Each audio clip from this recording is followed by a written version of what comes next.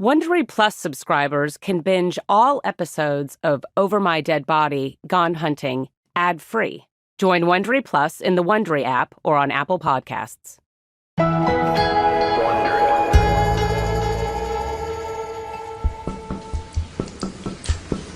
The Leon County courtroom was crowded that morning. The judge settled into his chair as lawyers shuffled through their papers. I believe we have Mr. Winchester up first this morning. Good morning, Mr. Winchester. Morning. Brian Winchester stared out at the courtroom over a live video link. The screen showed him seated at a table, wearing a blue prison uniform. It had been 5 days since Brian kidnapped Denise and held her at gunpoint. And now, the judge was going to decide if he could leave on bail. Brian's lawyer stepped up to speak. Your Honor, we don't believe he's a flight risk. We would point out that the entire probable cause affidavit is based on the testimony of one person. There's no corroborating physical evidence. There's been no gun recovered. Investigators hadn't found the tarp either. And that spray bottle of bleach? The lab confirmed it was just water. There's no witness other than a wife that has a pending divorce case against the defendant. You're looking at one person going into a police station and making a statement to law enforcement. Then, Denise walked up to give her statement. Brian stared straight ahead on the screen. I have a statement from my teenage daughter, and then I would like to read something. This is from my teenage daughter. At the mention of Ansley, Brian looked up and raised his hands to his face as if wiping away tears. I am scared. My mom is scared. Please don't let him out. He had a gun. He could have killed her. She is all I have. Please don't let him out. He will come for her, and then I will have no one. Please. And she signed it. And this is my statement. Brian leaned into the camera and looked down at his lap.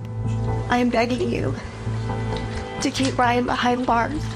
He was waiting for me in the back of my car with a gun. I will never be the same. I would never wish this on anyone. I can't sleep. I can't eat. I can't close my eyes because I only see him rising up out of the back of the car, screaming and waving the gun. I can't relax because all I feel is the gun under my rib. Brian lifted his head, staring at the ceiling. You have the ability to protect me and my family. Please don't let him out. Thank you for listening and for considering my request.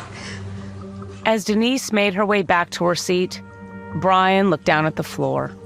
The woman he'd shared so much with had turned on him. Whatever bond still remained between them now seemed completely broken.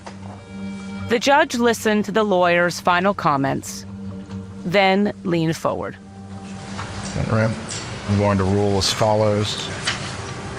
As to the armed burglary and kidnapping counts, I am going to find proof evident and presumption great, and he's going to continue to be held without bond on those 2 counts. There was no visible emotion on Brian's face. He got up and walked off camera.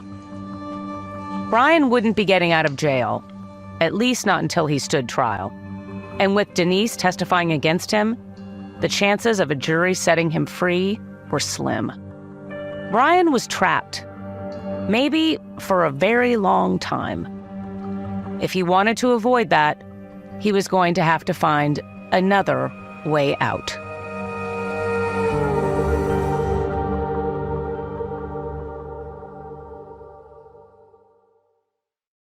Mike Williams set off on a hunting trip in a North Florida lake where it was thought he met his fate in the jaws of a vicious alligator. Except that's not what happened. And after the uncovering of a secret love affair, the truth would finally be revealed. Binge all episodes of Over My Dead Body, Gone Hunting right now, ad-free on Wondery Plus.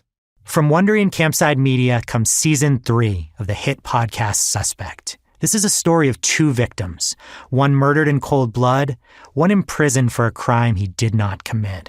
Listen to Suspect, 5 Shots in the Dark, wherever you get your podcasts, or binge all 8 episodes ad-free on Wondery Plus. From Wondery, I'm Jennifer Portman, and this is Over My Dead Body, Gone Hunting. Baby, I'm guilty. I got his blood on my hands. Baby, you're crazy. I never touched that man.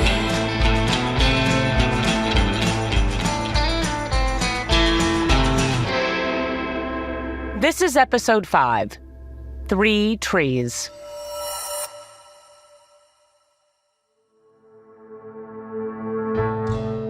Wade Wilson and Brian Winchester weren't obvious buddy material. Wade was in his early 20s, already had a long rap sheet for sexual assault, burglary, and child cruelty, and had a neck full of tattoos. Brian was the clean-cut insurance salesman who'd never been arrested and was almost twice Wade's age. But in the Leon County Jail, Wade and Brian hit it off. We became, I guess you could say, jailhouse friends, whatever you want to call it, acquaintances. This is Wade in a later police interview.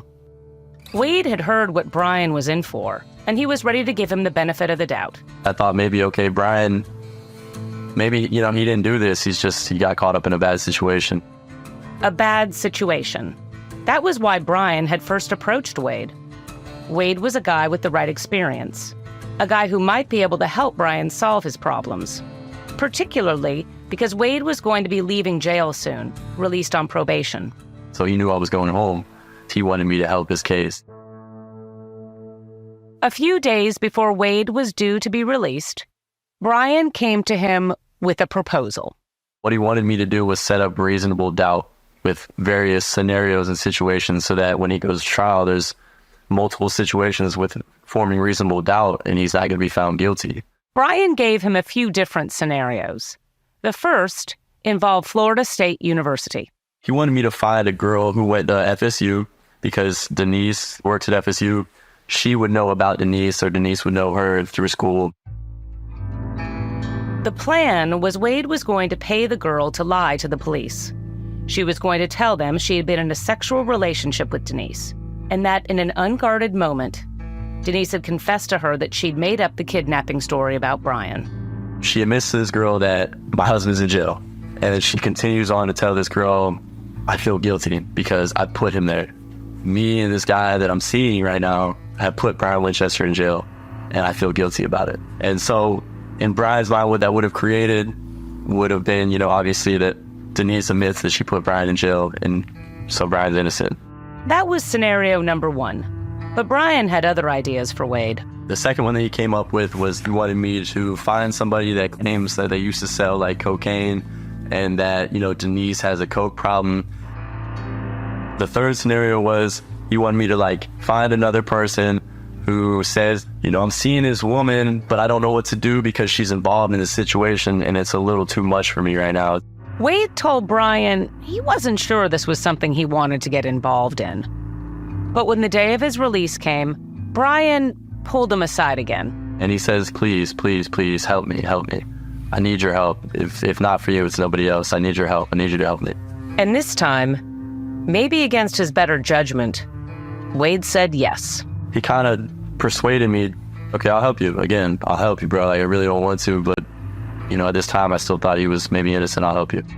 As soon as Wade agreed, Brian gave him a phone number to call when he got out of jail. A kind of await further instructions thing. It was mid-afternoon when Wade drove into the parking lot of a pool hall named Pockets. As he pulled in, Wade's phone rang. The guy on the end of the line told him he'd arrived and had parked across the street from the fire station. Wade told him he'd be right there. He had a gold, if I remember correctly, 2-door truck. So I pull up to his car. He opens his driver's door. He never gets out of the car. I walk up to him. When I stand there, we talk. Out of jail on probation, Wade had got a burner phone and called the number Brian gave him. The man answered and gave Wade instructions on where to meet him. He's like, okay, so I understand, Brian told me what's going to happen. And he said, I want you to follow me And I said, okay, well, where do you want me to follow you to? Like, where are we going? How far is this? He said, not far. Just a few blocks north, they turned into the parking lot of an old seafood restaurant. Wade followed as they drove around back. He puts his window down and he sticks his arm out and he points to a little hedge of bushes that's behind that restaurant. So I get out of my car and I walk over to the bushes and there's a white manila envelope. I get back in my car and he puts his hand out again, gives me a thumbs up, okay, and puts his window up and he drives away. Wade looks down at the unopened envelope just sitting there next to him. He pulls over and picks it up. Open the envelope. Inside the manila envelope is $20,000 in cash. Brand new hundreds, a lot of them. 50s, 10s, all that, all brand new money.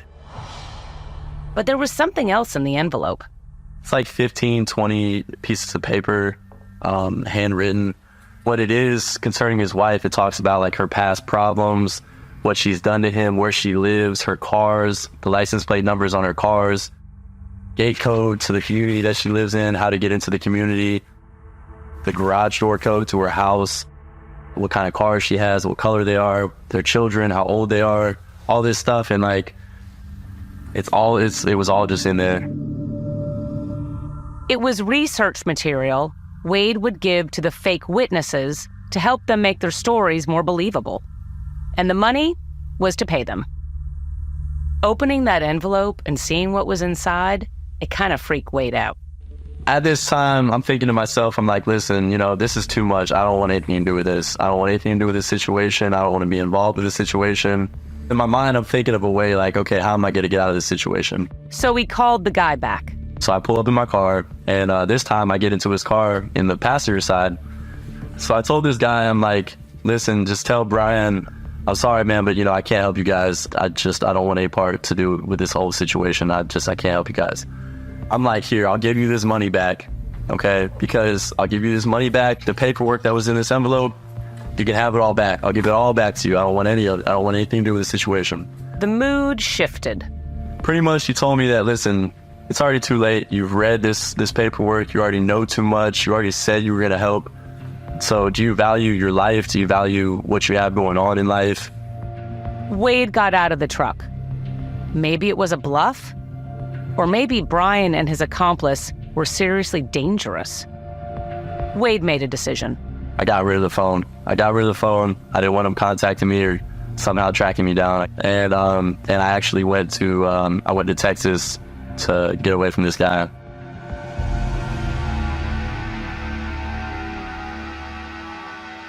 But he took the 20 grand.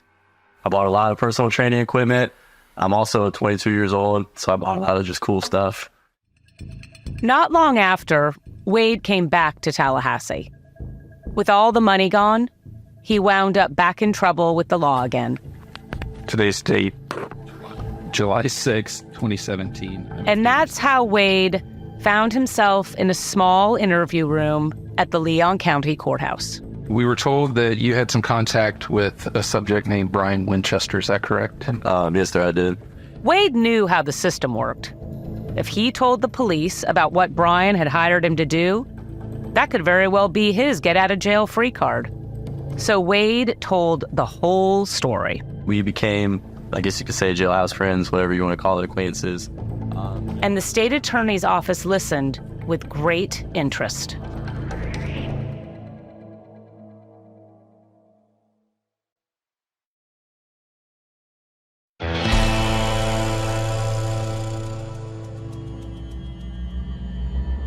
The Mike Williams case had been on the radar of a prosecutor named John Fuchs for nearly 2 decades. So when he heard that Wade Wilson had come forward, he was hopeful this was finally the breakthrough. Ever since Brian's arrest, he'd been getting nowhere. It became pretty clear that once Winchester was arrested and he lawyered up, executed his Fifth Amendment right to remain silent, he wasn't going to confess to anything. So Fuchs had been piling on the pressure. He met with Brian's lawyer, Tim Jansen, and basically told him, your client has 2 options, and he's not going to like either of them. We said, okay, here's our plea. Our plea is to life imprisonment unless he tells us information. Pursuing a life sentence in a case like this was extreme. Brian had kidnapped Denise and threatened her at gunpoint, but he hadn't actually harmed her physically. Brian's lawyer, Tim Jansen, seemed caught off guard. Tim says, why can't we work this out? Typically we're talking about prison followed by probation type situation. Why are you hardlining my guy? And I looked at Tim and I said, well, we believe your client knows something about the disappearance of someone here in the community. And unless he's willing to give us that information, then we're not interested in dealing with him. And Tim looks at me and says, well, who are you talking about? And I looked at Tim and I said, if you don't know the answer to that question, you're the only person until I see that does it. Of course, he looked at me and said, okay, then I'll talk to my client and I'll get back with you. Fuchs didn't hear back. Weeks went by, then months. It seemed like Brian was going to take his chances at a trial. But then, Wade Wilson began talking. There was an ongoing investigation where they uncovered that Brian Winchester was trying to tamper and or harm Denise Williams from the jail. Everyone involved in the case knew what that meant. Brian was now staring a life sentence in the face. Denise would testify on the witness stand that Brian had tried to kidnap her. Wade would provide evidence that Brian was still a threat. Even in jail, he'd been scheming to harm Denise. No jury was going to let him walk free. Which precipitated Tim coming back and saying, okay, my client's willing to talk. They put together a deal. Brian was finally going to admit he had information about Mike Williams' disappearance. And in exchange, John Fuchs agreed not to pursue a life sentence in the kidnapping case and would give Brian immunity in the Mike Williams case. We obviously sat around and talked about it as a team and where we were. We knew what the goal was. We also knew that we were never going to solve this crime. So in a way, it was a pretty easy decision, but at the same time, it was a very difficult decision. You're basically letting someone get away with murder. But before they agreed, the authorities needed to know Brian was telling the truth. And there was one obvious way to find out. Later that day, Jason Newland got into an unmarked car at the Leon County Courthouse. He was an investigator from the state attorney's office. Next to him was Brian Winchester. He sat in the front seat with me, handcuffed and shackled. Another investigator, Tully Sparkman, was in the back sitting behind Brian. It's more of a secure situation that if Brian wanted to act crazy, I'd rather have Tully behind him and be able to do something. Jason was driving, but he didn't know where he was going. Brian was going to be giving directions. We took Gadsden Street north to Meridian, and then to Meridian, and then took Meridian all the way out. They headed along the tree-lined Canopy Road, passing upscale Tallahassee suburbs that gave way to swampy woods. At one point, Brian would have been able to glimpse North Florida Christian, the school where he'd gotten to know Mike and Denise decades earlier. The place where this whole story had begun. Now the story, or one chapter at least, was coming to an end. A few miles further on, Brian told them to turn left onto a narrow lane. The lane gave way to a dirt track, and they eventually came to a dead end at a shallow stretch of water known locally as Carr Lake. The shoreline was surrounded by large, overgrown trees. Patches of green hydrilla and lily pads polka-dotted the surface of the water. They pulled off to the side of the road. Jason and Tully got Brian out of the car. We kind of gave him some space to just let him do his own thinking. You could see him sitting there, and it was really processing a lot of what was going on. Brian began to look around, trying to get his bearings. The place was strewn with trash from illegal dumping. Shotgun shells littered the ground from skeet shooters. He's walking with leg shackles on. He's got a belly chain with handcuffs through the belly chain. So his arms aren't moving a whole lot. His legs are moving, 10 inches per step. He led them slowly to a wooded area near a boat ramp. He told them the water had risen a lot since he was last here. And he's just looking, and he'll look back at us, And then he looked down at the ground. That's when he started telling us the story. Brian pointed to the shoreline up ahead. He's like, I remember 3 trees, and he named them, I don't know, water oak or something. And he goes, and that's 3 of them right there. That was it, Brian said. That was where they would find Mike Williams.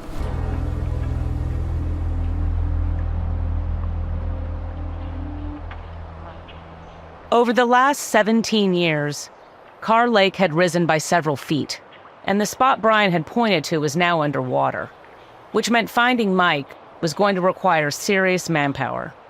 We got the Leon County road crew to cooperate and agree to not say a word about what they were doing, but not really telling them what they were doing either. They had to bring in huge water bags that they ended up creating a dam to allow water to be pumped out of this area.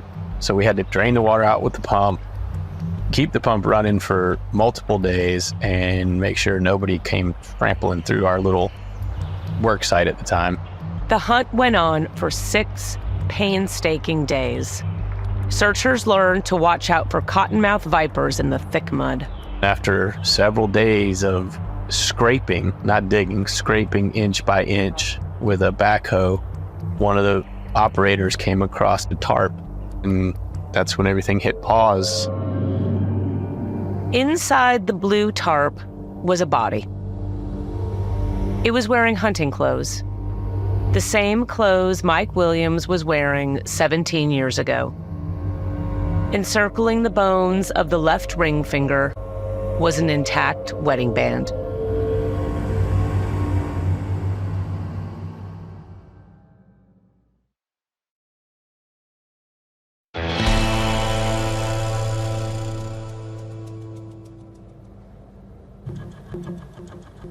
It was December 19th, 2017, when Brian Winchester walked into courtroom 3A at the Leon County Courthouse.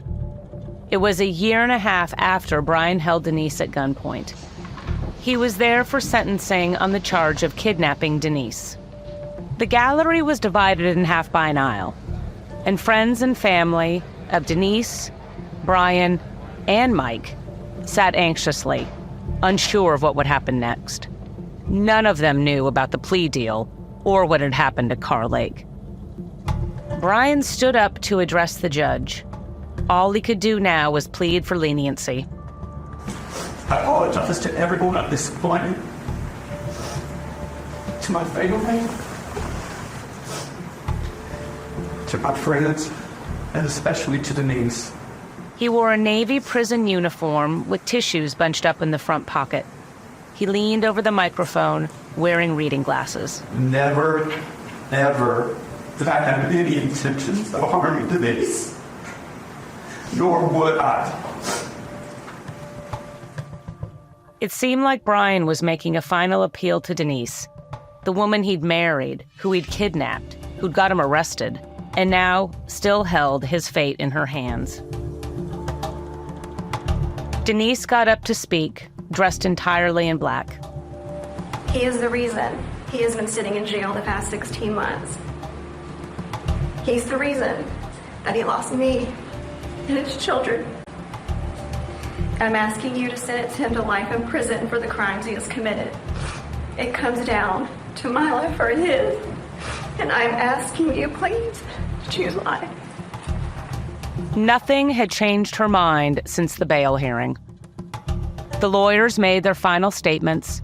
Then the judge gave his verdict. For the kidnapping of Denise, Brian was sentenced to 20 years in prison. Brian looked stunned.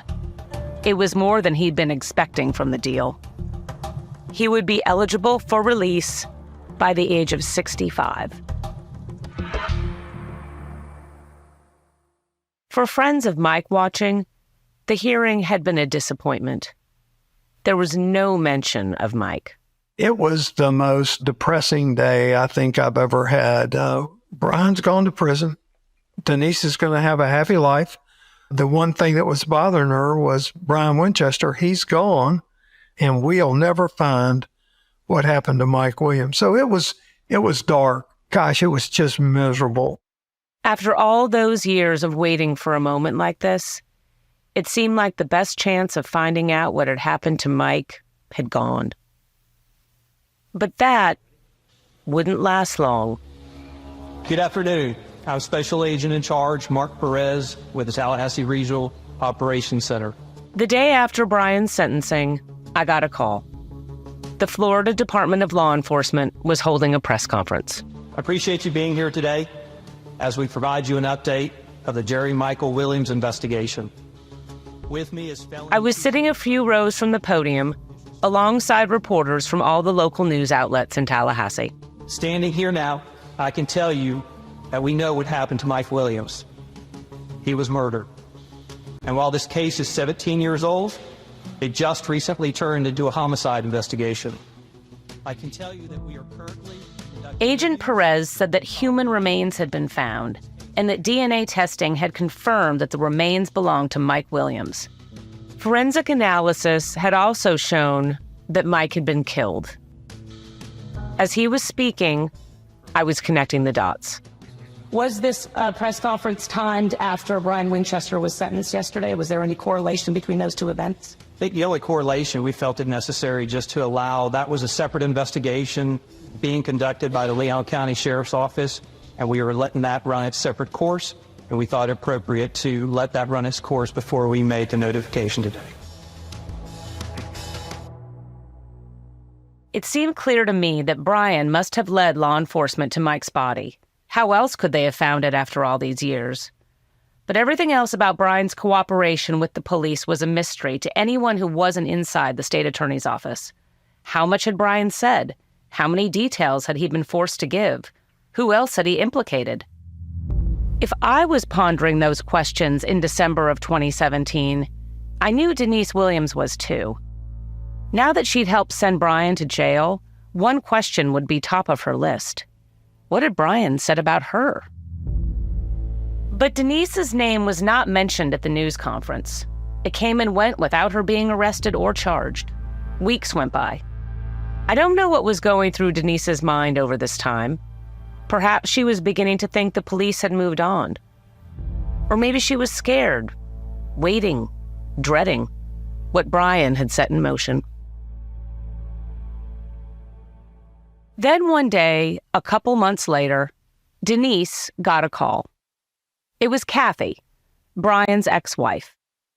She said she was being subpoenaed, compelled to come to court to testify about what she knew about Mike's murder.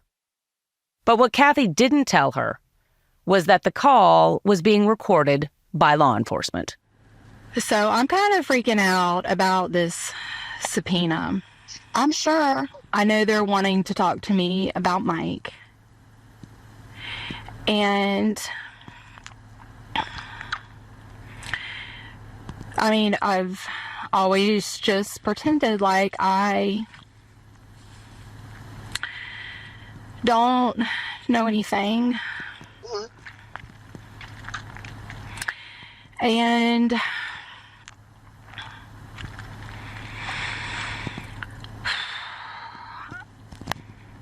I mean, I do know. What do you know? Well, do you remember back when all of that happened with you and Brian and Chuck in Atlanta? Yeah. Chuck Bunker, Denise's boyfriend from way back. The one who saw Brian threaten Denise in the lobby of that hotel in Atlanta. Well, Brian called me at the shop crying. He just told me about Mike. What did he say?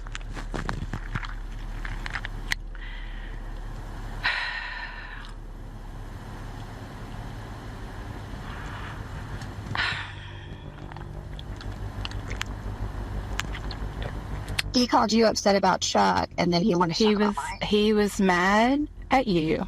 Mm-hmm. And so he told me about what happened to Mike. Well, I would love to know what happened to Mike. He never told me.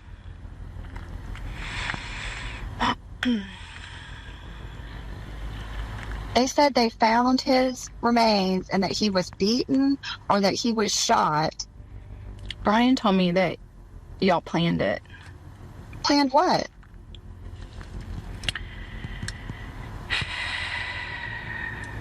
Oh my God. Brian had told Kathy what?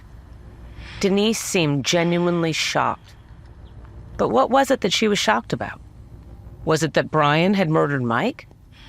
Or was it that Brian had shared their terrible secret with someone else? Kathy kept on pushing. Denise, I'm just going to ask you this because I've been thinking about it, but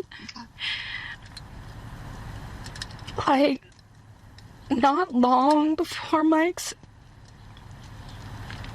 he called me. Mike called me.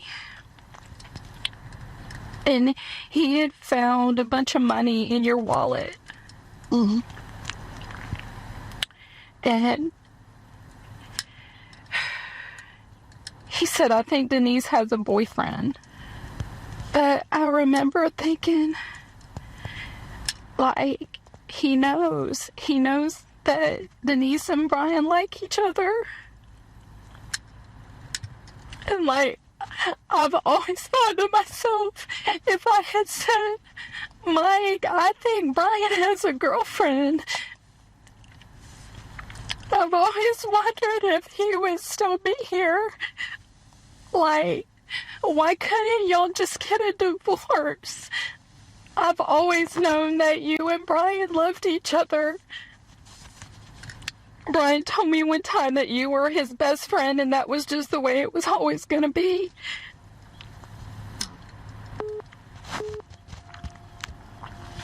Did Mike find out? Everything Kathy was saying seemed to have one message. I know a lot more about all of this than you thought. If Denise was ever going to open up, maybe this was the time. Kathy already knew so much. Maybe she'd understand. Maybe Denise could tell Kathy about Brian. Maybe she could tell her about the exact nature of her relationship with him. Maybe Denise could tell Kathy whether she ever suspected anything about what Brian did. But Denise didn't do any of that. She deflected. She focused on who Mike might have spoken to. I think I remember, I'm pretty sure he told me that he had called you. And I don't remember how much money it was. I don't remember. I do remember money, and I do remember a conversation about pot. I guess I didn't know that he had talked to you. The conversation went on for a few more minutes before a tearful Kathy said she had to go. Later that day, State Attorney's Office investigator Jason Newland pressed play on the recording. As he listened, he was struck by how little Denise had managed to say. Denise seemed to anticipate every move. This is tough. Denise, she didn't cave. But he had heard how many times Denise had seemed to be caught off guard that Kathy knew something she thought was a secret. Denise was going, wait a minute. In her mind, there's only two of us that knew about this, and we had a pact, and there was supposed to be nobody else. How did this happen? He'd been hoping for more, but the call did reveal something. The hope would be just, let me get this off my chest, and fine, I don't know what Brian told you, but this is what I knew, or just anything. But the best we got was not denying that she and Brian knew something that nobody else knew. Denise hadn't confessed to anything, but she also hadn't quite denied anything. It wasn't a lot, but as far as Jason Newland was concerned, it helped complete a case he and his colleagues were very ready to bring to its conclusion. 3 months after that call between Denise and Kathy, I got a tip from a source. Law enforcement were headed to Doak Campbell Stadium on the campus of Florida State University. I had just a few minutes to grab a photographer and another reporter and rush over there. It was May and already hot, the kind of sweltering afternoon you get used to in Tallahassee. We watched as the cops pulled up and walked into an office building. Minutes later, they brought Denise Williams out in handcuffs. She was wearing a purple dress and green leggings.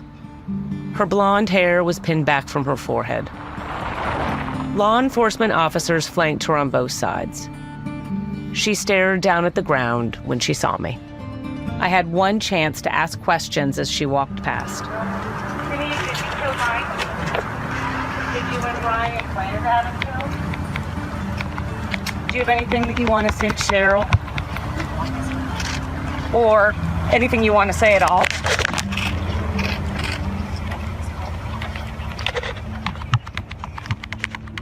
All those years covering this case, that was the only time I ever spoke to Denise. She walked right past me without saying a word. So many people in town had suspected Denise had played a role in the death of Mike Williams. Now police and prosecutors had said the same thing. But what had Denise actually done? What was Brian going to say she had done? And did anyone have a reason to believe him? We were going to learn those answers soon at trial. Denise makes a very easy target. Oh, it's got to be the wife, right? You know, it's all Eve's fault. Adam was never going to eat that apple. It's got to be Eve. That's on the next and final episode of Over My Dead Body, Gone Hunting. You can listen to every episode of Over My Dead Body, Gone Hunting ad-free on Wondery Plus. Join Wondery Plus in the Wondery app or on Apple Podcasts. Before you go, tell us about yourself by completing a short survey at Wondery.com/survey.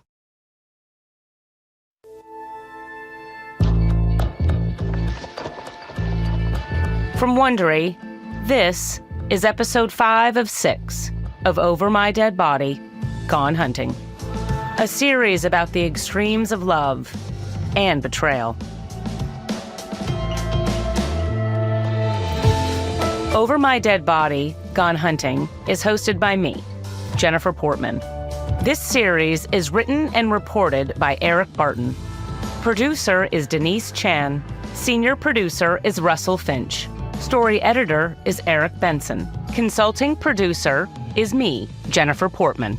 Production assistance by Evangeline Barras. Sound design and mixing by Michelle Macklem. Music supervisor is Scott Velasquez for Frizon Sync. Fact-checking by Annika Robbins. Senior managing producer is Lata Pandya. Managing producer is Olivia Weber. And coordinating producer is Heather Beloga. Executive producers are George Lavender, Marshall Louie, and Jen Sargent for Wondery.